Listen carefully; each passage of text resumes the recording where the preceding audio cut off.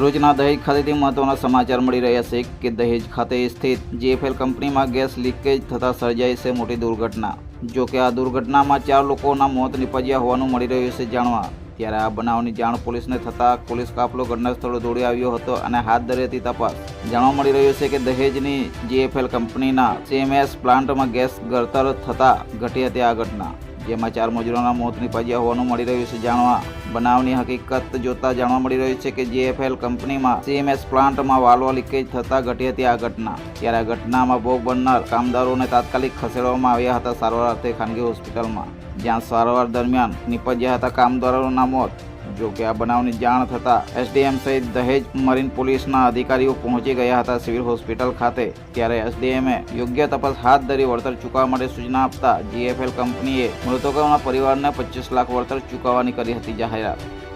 Bureau chief Shashikant Vasava हर हमेशा सत्यनी साथे, जिसमें 4 लोगों की मौत हुई है और एडमिनिस्ट्रेशन भी यहाँ पे है। PM के लिए यहाँ पे लाया गया है।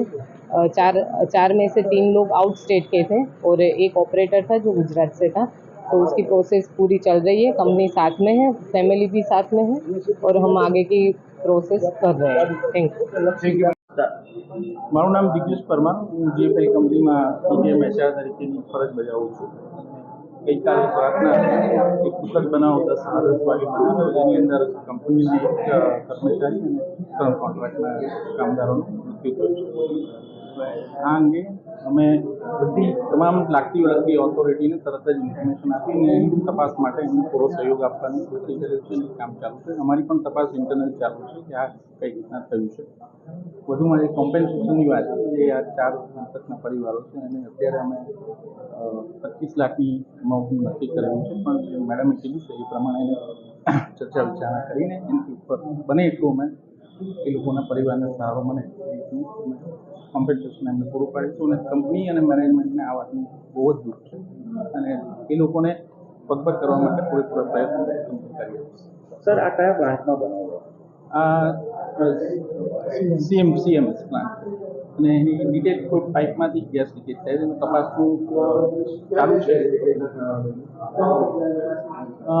ટેકનિકલ ડિટેલમાં મને નથી, પણ એક્સેલ વેપાર એક તો મને યાદ છે, જે અત્યારે કારણ કે અમે રાતથી આમની પાછળ જ હતા। પ્લાન્ટમાં જે ડિટેલ રિપોર્ટ આપશે એ તમામ ઓથોરિટી અને મેડમ કીધું છે અમે ગવર્મેન્ટ સામે એને પબ્લિશ કરીશું, આપણી સમક્ષ પબ્લિશ કરી। ઘટના બની ત્યારે કેટલા કર્મચારીઓ?